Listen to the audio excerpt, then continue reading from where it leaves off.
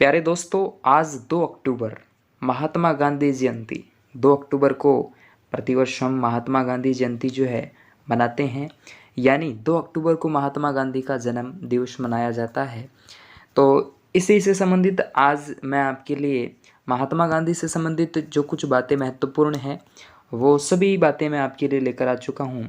तो इस वीडियो के अंदर मैं पूरी बातें बताने की कोशिश करूंगा। महात्मा गांधी से संबंधित एक पीडीएफ मेरे सामने है और आपके सामने भी अपनी मोबाइल स्क्रीन पे आप देख पा रहे हो उस पीडीएफ को। तो दोस्तों, ज़्यादा वक्त को हम ख़राब नहीं करेंगे और पीडीएफ में जो बात है वो मैं आपको बताने की कोशिश करता हूँ, जो एग्ज़ाम की दृष्टि से आपके लिए कुछ महत्वपूर्ण बिंदु रहने वाले हैं। तो सबसे पहले देखिए, महात्मा गांधी जयंती की बात करें हम। महात्मा गांधी जयंती स्पेशल आप सभी दोस्तों को आप जानते हैं, देखते हैं, महात्मा गांधी के किस्से सुनते हैं। तो उसमें से सबसे पहले महात्मा गांधी का जन्म हुआ कब था? तो 2 अक्टूबर की बात करें, 2 अक्टूबर 1969 को, 2 अक्टूबर 1969 को महात्मा गांधी जी का जन्म दिवस मनाया जाता है। ठीक है। इसके बाद में इनके पिता का नाम क्या आ जाता है? मोहनदास। पिता का नाम है करमचंद गांधी और माता का नाम है पुतलीबाई। ठीक है, पुतलीबाई। और इनका नाम की बात करें दोस्तों तो वो आ जाता है मोहनदास रखा गया था। ठीक है, करमचंद इनके पिता का नाम, माता का नाम पुतली देवी है। 2 अक्टूबर 1869 को गुजरात का एक शहर है पोरबंदर, तो वहाँ इनका जन्म होता है और हिंदू परिवार के अंदर इनका जन्म होता है। तो कहीं ना कहीं इनका पूरा नाम मोहनदास करमचंद गांधी आ जाता है। Okay report. इसके बाद में हम बात करें दोस्तों, महात्मा गांधी की माता अत्यधिक धार्मिक महिला थी, एक धर्म को मानने वाली थी, मतलब देवताओं के अंदर इनका अच्छा सिस्टम था। तो इसके बाद में अतः इनका जो पालन पोषण है वो वैष्णव मत को मानने वाले परिवार के अंदर। मैं मुख्य मुख्य बातें बताऊंगा दोस्तों।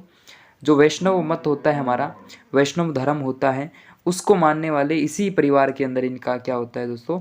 जन्म होता है। और इनका जन्म होने के बाद इनका पालन पोषण भी हुआ है। तो कहीं न कहीं जैन धर्म का भी कहीं न कहीं इन पे प्रभाव था। यही कारण है कि इनके सिद्धांतों में, क्योंकि जैनियों के अंदर होता है जैन धर्म से संबंधित अहिंसा है, आत्म शुद्धि है, शाकाहारी है, ये सारी चीज़ें इनके देखने को मिलती है। इसके बाद में हम हमारे अगले फैक्ट की ओर देखते हैं दोस्तों। और दोस्तों, बात थोड़ी सी शिक्षा की जाए तो शिक्षा के दृष्टिकोण से अगर देखा जाए तो औसत दर्जे विद्यार्थी यानी औसती विद्यार्थी थे, ना ज़्यादा कमज़ोर थे और ना ही ज़्यादा क्या थे, होशियार थे। लेकिन समय समय पर उन्हें पुरस्कार और जो स्कॉलरशिप भी मिली हुई, इसमें भी कोई दिक्कत वाली बात नहीं है।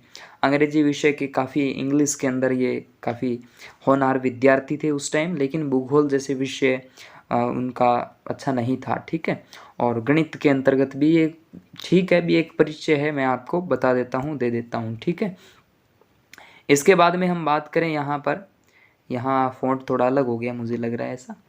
गांधी जी अपने माता पिता की सेवा में रहे थे। घर के जैसे होता ही है, हम भी करते हैं, आंत बटाना है, घर का काम जैसे करते हैं नॉर्मली, वही उनका सिस्टम था। ठीक है। और ये अपने आप में एक निबंध टाइप सा हो गया है ना। तो कुछ बातें हैं, जैसे ये धूम्रपान वगैरह की गलत आदतें का ये शिकार नहीं थे। ठीक है। गलत आदतों का कोई मतलब इनके था नहीं। गांधी जी ने प्रहलाद और राजा हरिश्चंद्र को आदर्श रूप में ग्रहण किया। बहुत अच्छी बात है, ये इंपॉर्टेंट लाइन है दोस्तों, इसको नोट करें, आप ध्यान रखें दिमाग के अंदर। महात्मा गांधी का विवाह की बात करें तो 13 वर्ष की आयु के अंदर हो जाता है। वे स्कूल में पढ़ाते थे और तभी से एक व्यापारी पुत्री कस्तूरबा माखन जी से इनका विवाह हो जाता है, यानी इनकी पुत्री का नाम आ जाता है, सॉरी पुत्री नहीं, इनकी पत्नी का नाम। ठीक है। 15 वर्ष की अवस्था में गांधी जी को एक पुत्र हो गया और लेकिन जीवित नहीं रह सका। ठीक, किसी कारणवश उनका भी स्वर्गवास हो जाता है। और विवाह के पश्चात मुंबई कॉलेज के अंदर ये पढ़ने जाते हैं और लंदन से इनकी बेसिकली शिक्षा हुई और शिक्षा के बाद वे बैरिस्टर बने थे। ठीक है। उसके बाद में हम बात करें, जो फैक्ट और लिखे हैं मैंने, इसके बाद में आप देख पा रहे हैं उनके जीवन में असल की यात्रा जो है अहिंसा आंदोलन, जिसका मैं जिक्र आपको कर रहा हूँ, जो एग्ज़ाम के अंदर हाईलाइट हो जाते हैं ये बातें। अहिंसा आंदोलन से लेकर इनका राष्ट्रपिता बनने तक का अच्छा इनका सिस्टम चला था, उनके जीवन में पर्यंत ये चलती रही थी। सन 1914 की बात करें तो ये भारत लौट जाते हैं, कहाँ से? दक्षिणी अफ्रीका से, साउथ अफ्रीका से, ठीक है। देशवासियों ने इनका भव्य स्वागत किया था, पुष्करना शुरू कर दिया था, ठीक है, सॉरी महात्मा पुकारना शुरू कर दिया था इनको, ठीक है, महात्मा कहने लग गए थे। उसके बाद में अगले 4 वर्ष भारतीय स्थिति का अध्ययन इन्होंने किया, अलग अलग जैसे ये आंदोलन होते हैं उनमें भाग लिया, सत्याग्रह किए, ठीक है। सामाजिक बुराइयों को हटाने का इन्होंने, राजनीतिक बुराइयों को हटाने का इन्होंने प्रयास काफ़ी किया था। बात फरवरी की करें, फरवरी 1919 के अंदर के एक्ट आता है जिसे काला कानून भी कहा जाता है, रोल एक्ट, ठीक है, जिसके तहत किसी भी व्यक्ति को बिना मुकदमा चलाए जेल भेजने का प्रावधान था।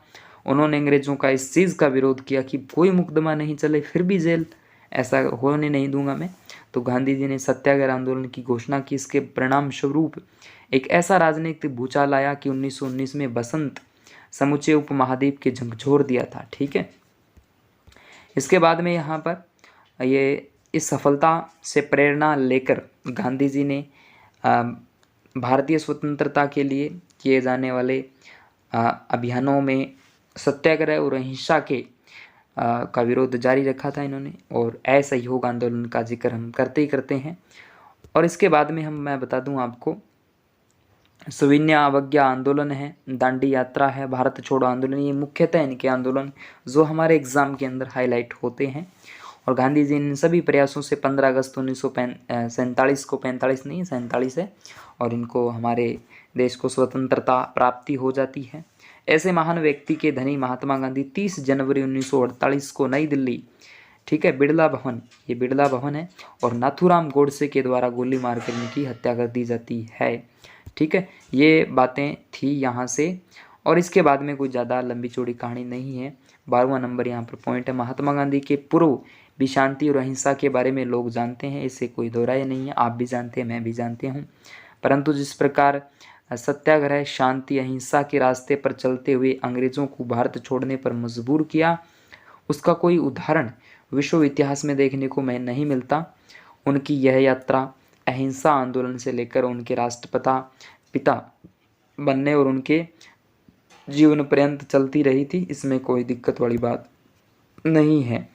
तो एक तो आपको जन्म याद रखना है, जन्म जैसा कि मैंने आपको बता दिया 2 अक्टूबर 1969 की बात करें, और एक इनकी मृत्यु कब हुई थी तो वो भी आपको याद रखना है, 30 जनवरी 1948 को बिड़ला भवन जो कि दिल्ली के अंदर है, नाथूराम गोडसे के द्वारा इनकी हत्या कर दी जाती है। तो ये सारी की सारी बातें दोस्तों महात्मा गांधी जयंती से संबंधित थी, मोस्ट इम्पोर्टेंट थी दोस्तों। उम्मीद है कि आपको ये वीडियो पसंद आया होगा। वीडियो पसंद आए तो लाइक करें, और दोस्तों आप मुझसे व्हाट्सएप पे जुड़ें और टेलीग्राम पे जुड़े, क्योंकि राजस्थान के और विश्व के जितने भी गांधी से संबंधित जो फैक्ट है वो आपको मैं व्हाट्सएप और टेलीग्राम पे सेंड कर दूंगा। ओके, थैंक यू दोस्तों।